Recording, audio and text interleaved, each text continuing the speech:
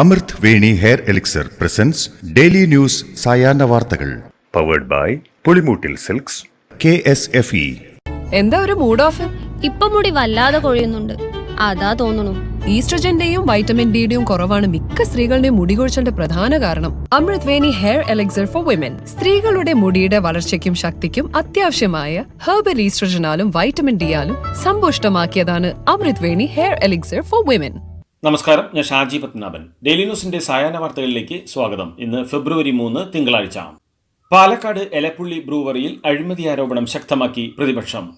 Oasis കമ്പനിക്ക് വേണ്ടി മദ്യനയം മാറ്റിയെന്നും മന്ത്രി MP രാജേഷ് പറയുന്നത് പച്ചക്കള്ളമാണെന്നും പ്രതിപക്ഷ നേതാവ് VD സതീശൻ ആരോപിച്ചു.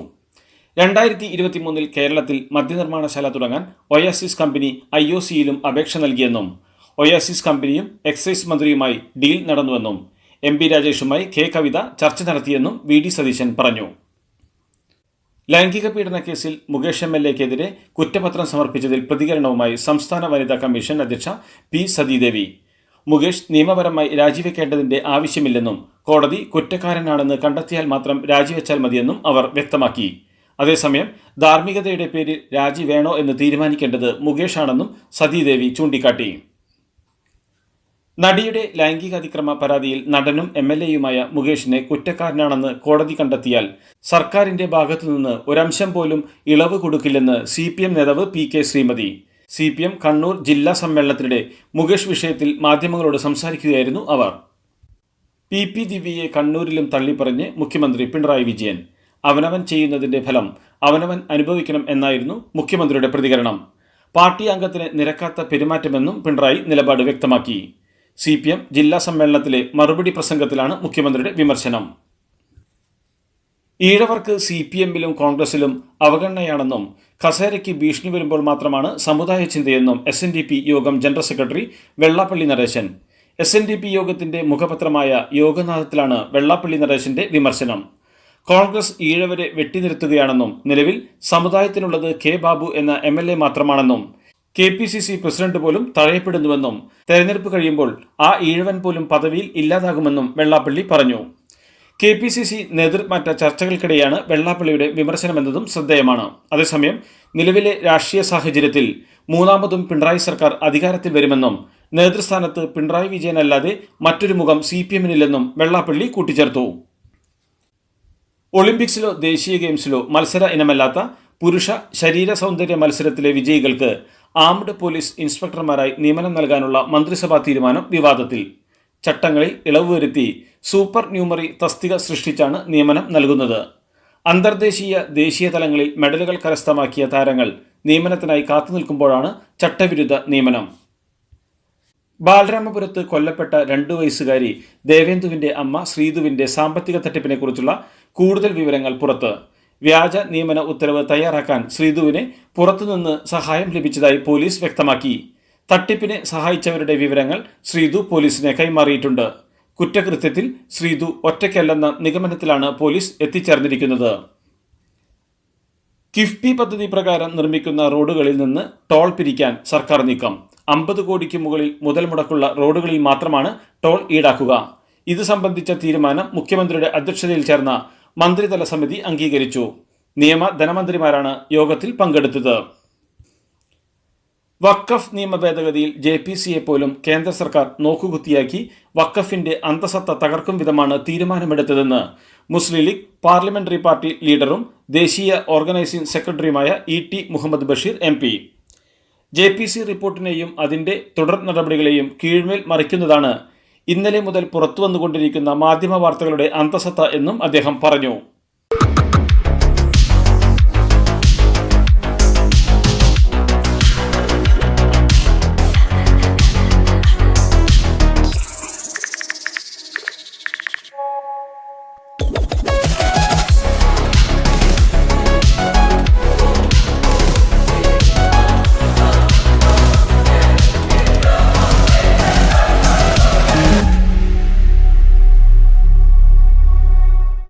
ഇനി CPMലേക്കില്ലെന്ന് കൂത്താട്ടുകുളം നഗരസഭാ കൗൺസിലർ കലാരാജു.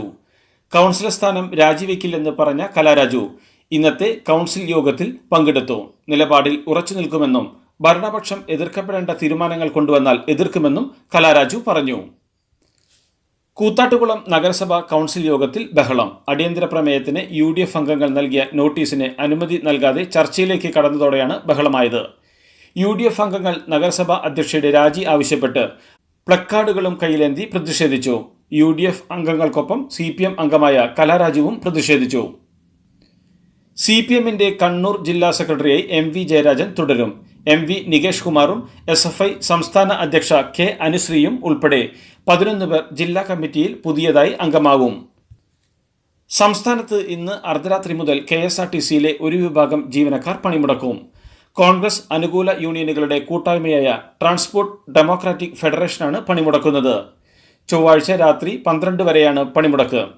ശമ്പളവും പെൻഷനും കൃത്യമായി വിതരണം ചെയ്യണമെന്ന് ആവശ്യപ്പെട്ടുകൊണ്ടാണ് പണിമുടക്ക്. മെട്രോ അങ്കമാലിയിലേക്ക് നീട്ടാനുള്ള നടപടികൾക്ക് തുടക്കമിട്ട് KMRL. അങ്കമാലിയിലേക്ക് പുതിയ മെട്രോ പാതയ്ക്കായി പദ്ധതി രേഖ തയ്യാറാക്കാൻ കൺസൾട്ടൻസികളെ ക്ഷണിച്ച് ടെൻഡർ വിളിച്ചു. നെടുമ്പാശ്ശേരി വിമാനത്താവളത്തിലേക്കുള്ള മെട്രോ ഭൂഗർഭപാത എന്ന നിലയിൽ വിഭാവനം ചെയ്യാനാണ് ലക്ഷ്യമിടുന്നത്. 18 കിലോമീറ്റർ ദൈർഘ്യമുള്ള പാത എന്നതാണ് അങ്കമാലിയിലേക്ക് മെട്രോ വികസിപ്പിക്കുമ്പോഴുള്ള KMRLന്റെ പ്രാഥമിക പദ്ധതി. സ്വന്തം താമസ സ്ഥലത്തെ ഫ്ളാറ്റ് സമുച്ചയത്തിന്റെ 26ാം നിലയിൽ നിന്ന് 9ാം ക്ലാസ് വിദ്യാർത്ഥി മിഹിർ ചാടി ജീവനൊടുക്കിയ സംഭവത്തിൽ മൊഴിയെടുപ്പ് ആരംഭിച്ചു. കാക്കനാട് കളക്ടറേറ്റിൽ വെച്ചാണ് പൊതുവിദ്യാഭ്യാസ വകുപ്പ് ഡയറക്ടർ S. ഷാനവാസ് മിഹിറിന്റെ മാതാപിതാക്കളുടെയും ഗ്ലോബൽ സ്കൂൾ അധികൃതരുടെയും മൊഴിയെടുക്കുന്നത്. മിഹിർ മുമ്പ് പഠിച്ചിരുന്ന ജെയിംസ് സ്കൂൾ അധികൃതരിൽ നിന്നും മൊഴി രേഖപ്പെടുത്തും. മലപ്പുറം എളങ്കൂരിൽ യുവതി ജീവനൊടുക്കിയ സംഭവത്തിൽ കൂടുതൽ വെളിപ്പെടുത്തലുമായി സുഹൃത്ത്. വിഷ്ണുജയെ ഭർത്താവ് പ്രബിൻ നിരന്തരം മർദ്ദിച്ചിരുന്നതായി സുഹൃത്ത് വെളിപ്പെടുത്തി. വിഷ്ണുജയെ പ്രബിന് സംശയമായിരുന്നു. ഫോണിൽ സംസാരിക്കുന്നതിന് പോലും നിയന്ത്രണങ്ങളുണ്ടായിരുന്നു എന്നും സുഹൃത്ത് പറഞ്ഞു. ഭർത്താവിന്റെ വീട്ടിലെ ഉപദ്രവം സുഹൃത്തുക്കളോടാണ് വിഷ്ണുജ പങ്കുവച്ചിരുന്നത്. മൂലമറ്റത്ത് പായയിൽ പൊതിഞ്ഞ നിലയിൽ മൃതദേഹം കണ്ടെത്തിയ സംഭവം കൊലപാതകമെന്ന് ഉറപ്പിച്ച് പോലീസ്. കോട്ടയം ജില്ലയിലെ മേലുകാവ് സ്വദേശി സാജൻ സാമുവലിനെയാണ് മരിച്ച നിലയിൽ കണ്ടെത്തിയത്. കൊലക്കേസിൽ 6 പേരെ പോലീസ് കസ്റ്റഡിയിലെടുത്തു. ഓട്ടോറിക്ഷയിലാണ് മൃതദേഹം ഉപേക്ഷിക്കാൻ കൊണ്ടുപോയത്. ഓട്ടോ ഡ്രൈവർ നൽകിയ വിവരമാണ് കേസിൽ നിർണായകമായത്. മോൾക്ക് ബർത്ത്ഡേ ഗിഫ്റ്റ് വാങ്ങണ്ടേ? ഷോപ്പിൽ കൊണ്ടുപോയി ഇഷ്ടമുള്ളത് വാങ്ങിക്കൊടുക്കാം. അപ്പൊ ഏട്ടൻ വരുന്നുണ്ടോ? ഗിഫ്റ്റ് കാർഡ് വരും. അതെ, ഓരോ ചിട്ടിയിലും ഒരാൾക്ക് 5000 രൂപയുടെ ഗിഫ്റ്റ് കാർഡ് സമ്മാനം. മെഗാ സമ്മാനമാണെങ്കിലോ പുതുപുത്തൻ ബെൻസ് കാർ. 2ാം സമ്മാനം ഇന്നോവ ക്രിസ്റ്റ, അതും 17 ഇത്തവണ സമ്മാനങ്ങളുടെ നക്ഷത്ര തിളക്കവുമായി KSFE ഗാലക്സി ചിട്ടികൾ. രാജ്യതലസ്ഥാനമായ ഡൽഹി ഭരിക്കുന്നതിൽ കഴിഞ്ഞ 10 വർഷമായി ആം ആദ്മി പാർട്ടി പരാജയപ്പെട്ടെന്ന് കുറ്റപ്പെടുത്തി ആന്ധ്രാപ്രദേശ് മുഖ്യമന്ത്രി N. ചന്ദ്രബാബു നായിഡു. 10 വർഷം ഭരിച്ചിട്ടും ആം ആദ്മി പാർട്ടിക്ക് ഡൽഹിയിൽ ഒന്നും ചെയ്യാൻ സാധിച്ചില്ലെന്നും ധനം ഉണ്ടാക്കാതെ ജനങ്ങൾക്ക് അത് വിതരണം ചെയ്യുന്നതിനെക്കുറിച്ച് സംസാരിക്കാൻ ഒരു രാഷ്ട്രീയക്കാരനെ എന്ത് അവകാശമാണ് ഉള്ളതെന്നും നായിഡു വാർത്താസമ്മേളനത്തിൽ ചോദിച്ചു. എല്ലാ ട്രെയിൻ സേവനങ്ങളും ഒരു കുടക്കീഴിൽ പൊതുജനങ്ങൾക്ക് ലഭ്യമാക്കുന്നതിനായി റെയിൽവേ മന്ത്രാലയം സോ-റെയിൽ എന്ന ആപ്പ് അവതരിപ്പിച്ചു. ഇന്ത്യൻ റെയിൽവേയുമായി ബന്ധപ്പെട്ട എല്ലാ സേവനങ്ങളും യാത്രക്കാർക്ക് ഒരുമിച്ച് ലഭ്യമാക്കുന്നതിനായി centre for railway information systems ആണ് ആപ്പ് വികസിപ്പിച്ചത്. പോലീസ് റിക്രൂട്ട്മെന്റ് പട്ടികയിലെ ക്രമക്കേട് ചൂണ്ടിക്കാണിച്ചതിന് പിന്നാലെ തന്നെ കൊല്ലാൻ ശ്രമം നടന്നു എന്ന അതീവ ഗുരുതര ആരോപണവുമായി തമിഴ്നാട്ടിലെ മുതിർന്ന IPS ഓഫീസർ കൽപ്പന നായക്. കഴിഞ്ഞ ജൂലൈയിൽ താൻ ചേംബറിൽ എത്തുന്നതിന് തൊട്ടുമുമ്പ് സംശയകരമായ രീതിയിൽ അഗ്നിബാധ ഉണ്ടായെന്നും സംഭവത്തിൽ നിഷ്പക്ഷമായ അന്വേഷണം നടത്തണമെന്നും കൽപ്പന ആവശ്യപ്പെട്ടു. വട്ടിപ്പലിശക്കാരെ കർശനമായി നിയന്ത്രിക്കാൻ കർണാടക നിയമം കൊണ്ടുവരുന്നു. രജിസ്റ്റർ ചെയ്യാത്ത വട്ടിപ്പലിശക്കാരിൽ നിന്ന് പണം വാങ്ങിയ ആരും മുതലും പലിശയും തിരിച്ചു കൊടുക്കേണ്ട. ആ പണം തിരിച്ചു കിട്ടണമെന്നാവശ്യപ്പെട്ട് വട്ടിപ്പലിശക്കാർക്കോ അത്തരം സ്ഥാപനങ്ങൾക്കോ കോടതിയെയോ പോലീസിനെയോ സമീപിക്കാനാകില്ലെന്നടക്കം നിഷ്കർഷിക്കുന്ന നിയമമാണ് കൊണ്ടുവരുന്നത്. ജാതി സെൻസസ് കണക്ക് പുറത്തുവിട്ട് തെലങ്കാന. ജനസംഖ്യയുടെ പകുതിയിലധികം OBC വിഭാഗമെന്നാണ് കണക്കുകൾ വിശദമാക്കുന്നത്. മന്ത്രി ഉത്തം കുമാർ റെഡ്ഡിയാണ് ഇന്നലെ കണക്കുകൾ പുറത്തുവിട്ടത്. തെലങ്കാന കോൺഗ്രസിന്റെ തെരഞ്ഞെടുപ്പ് വാഗ്ദാനങ്ങളിലൊന്നായിരുന്നു ജാതി സെൻസസ്. റെക്കോർഡ് വേഗത്തിൽ ജാതി സെൻസസ് കണക്കെടുപ്പ് പൂർത്തിയാക്കി എന്നാണ് സർക്കാർ വിശദമാക്കുന്നത്. മഹാരാഷ്ട്രയിൽ ഗില്ലൻ ബാരെ സിൻഡ്രം പടരുന്നു. രോഗം സ്ഥിരീകരിച്ചവരുടെ എണ്ണം 127ആയി. 158 പേർ രോഗലക്ഷണങ്ങളുടെ ആശുപത്രിയിലുണ്ട്. ഇതിൽ 152 പേരും പൂനെയിൽ നിന്ന് മാത്രമാണ്. 48 രോഗികൾ തീവ്രപരിചരണ വിഭാഗത്തിൽ ചികിത്സയിലാണ്. 23 രോഗികൾ വെന്റിലേറ്ററിലാണെന്നും കണക്കുകൾ വ്യക്തമാക്കുന്നു. സ്വകാര്യ ആശുപത്രിയിൽ പ്രവേശിപ്പിക്കപ്പെട്ട രോഗികൾക്ക് 1 ലക്ഷം രൂപ സർക്കാർ സഹായം പ്രഖ്യാപിച്ചിട്ടുണ്ട്. കർഷകരുടെ ക്ഷേമത്തിനാണ് സർക്കാർ മുൻഗണന നൽകുന്നതെന്ന് രാജസ്ഥാൻ മുഖ്യമന്ത്രി ഭജൻലാൽ ശർമ്മ. ഇത് ഉറപ്പുവരുത്തുന്നതിനായി കർഷക സമൂഹത്തിന്റെ പ്രധാന ആവശ്യങ്ങളായ വെള്ളവും വൈദ്യുതിയും നൽകുന്നതിനു വേണ്ടിയുള്ള കാര്യങ്ങളിൽ കൂടുതൽ ശ്രദ്ധ നൽകുമെന്ന് മുഖ്യമന്ത്രി ഭജൻലാൽ അറിയിച്ചു. ഡോളറിനെതിരെ രൂപയ്ക്ക് വൻ മൂല്യത്തകർച്ച. 54 പൈസയുടെ ഇടിവ് നേരിട്ടതോടെ രൂപ ആദ്യമായി 87 കടന്ന് താഴ്ചയിൽ സർവകാല റെക്കോർഡിട്ടു.